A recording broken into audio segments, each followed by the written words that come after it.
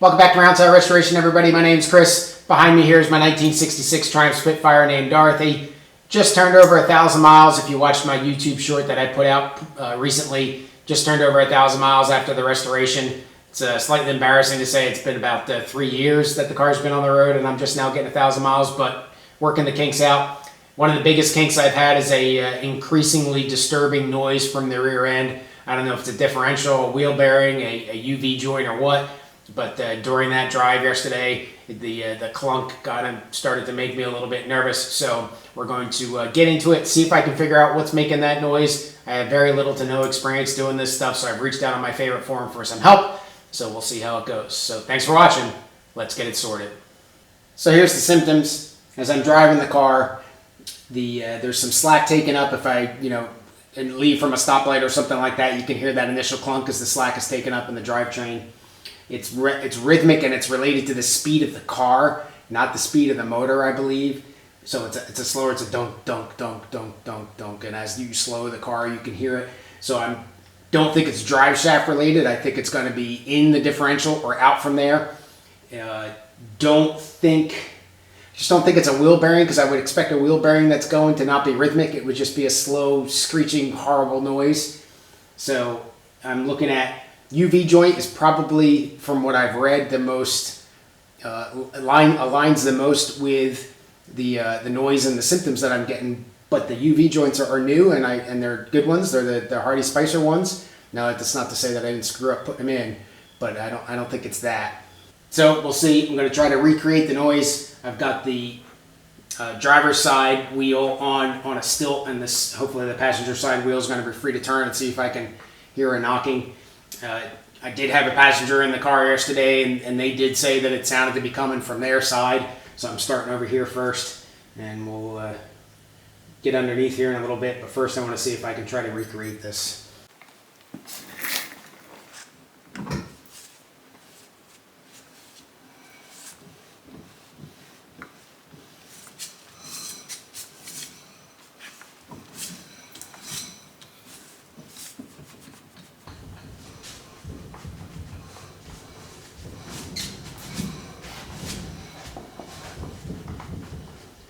No, nothing that way.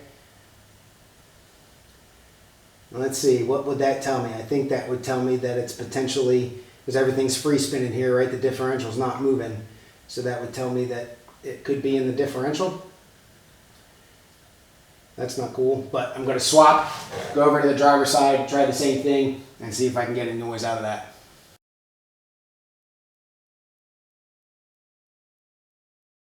Underneath the car here, obviously. So this is the UV joint for the passenger side rear axle. And what you're looking at right there is one of the faces of the UV joint. So there's 4 because it's shaped like a plus sign, right? So you got the little circlip in there that holds everything in.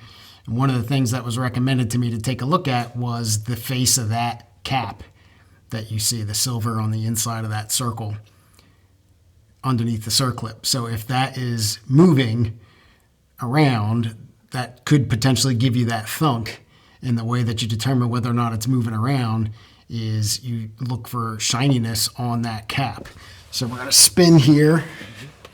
Let's see what we're looking at. Obviously kind of tight confines, so picture's probably not going to be the best. I apologize. Yeah, that one looks maybe just a little bit of shininess in that one corner, which would be kind of towards the bottom, I guess, looking at it the way you're looking at it, maybe. That one looks all nasty and dirty, not shiny.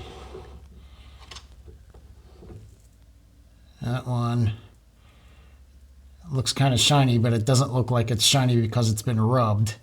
It looks like it's just clean. Oh, that one, however, that one looks quite shiny and quite abraded, like it's turning in there or something like that. So that could be potential indication there. But let's look at the driver's side. So there's that one. All right, so that one looks normal. That one looks okay. That one looks okay. That's odd because that looks like the other one where it was kind of shiny. And that one looks okay. Here's the This is right in your face, so I apologize, but this is the UV joint for the rear prop shaft. So that one looks like it might be turning a little bit.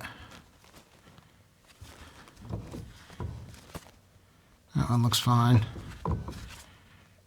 That one looks all nasty, but clean from what I need to worry about. That one looks fine. So maybe, if anything, that one a little bit, probably not too much. Prop shaft's a lot easier to fix, I think, unfortunately, than this the CV axle, because I think that whole axle's got to come off to be able to get to that, unfortunately. So what I'm going to do is come over here. I'm going to take that circlip off of that guy right there, clean that up, and then put some Prussian blue on it, and then I hook up my drill to the wheel and just start spinning it, and then come back and take a look at it, inspect it, and see what's up. So yeah, that's what we're going to do. It's fun under here. So the camera's having a little bit of trouble focusing, but I think this is the one that I said just had a little bit of a sliver of a rubbing look, and you can see the whole. I took the snap ring out. You can see the outline of the snap ring there, I think. So I'll rotate it to where the worst one is, or the bad one, or whatever you want to call it.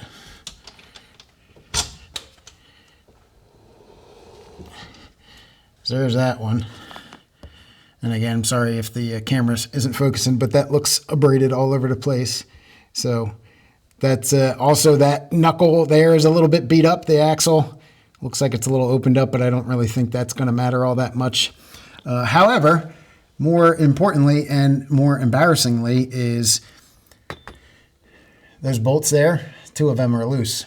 So that's, see that? Those are loose. Now, I'm not too sure that that's causing my problem, but obviously I want to tighten them up.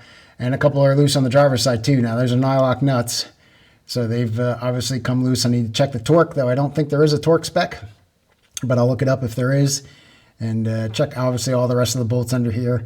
So I'm still going to do the Prussian blue thing. I'm still going to put the snap ring back in and see if I can get any indication that that thing's kind of turning in there. Again, I don't think it's supposed to, so we'll do all those couple things here and come back at it. So remove the circ clips, as 2 that I thought were had potential movement in them, and tightened up all the yoke bolts. Still as embarrassing as that is to say. So now I did spin it with a drill, and I don't see any movement here by disrupting the Prussian blue.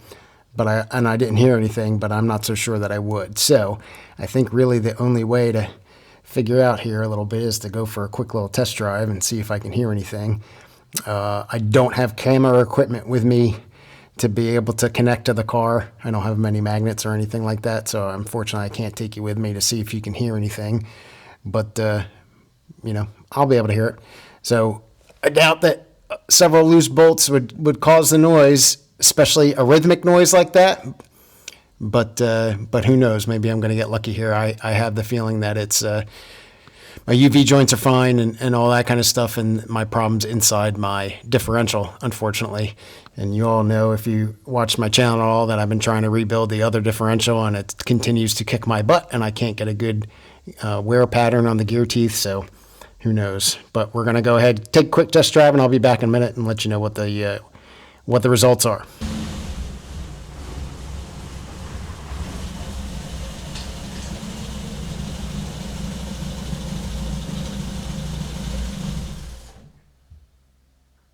Well, put about 30 miles on it. Turns out, problem was those loose nuts. So important lesson learned there. Something to get under the car and check every once in a while. They did have nylock nuts on them, so I don't know if I didn't tighten them down hard enough or what.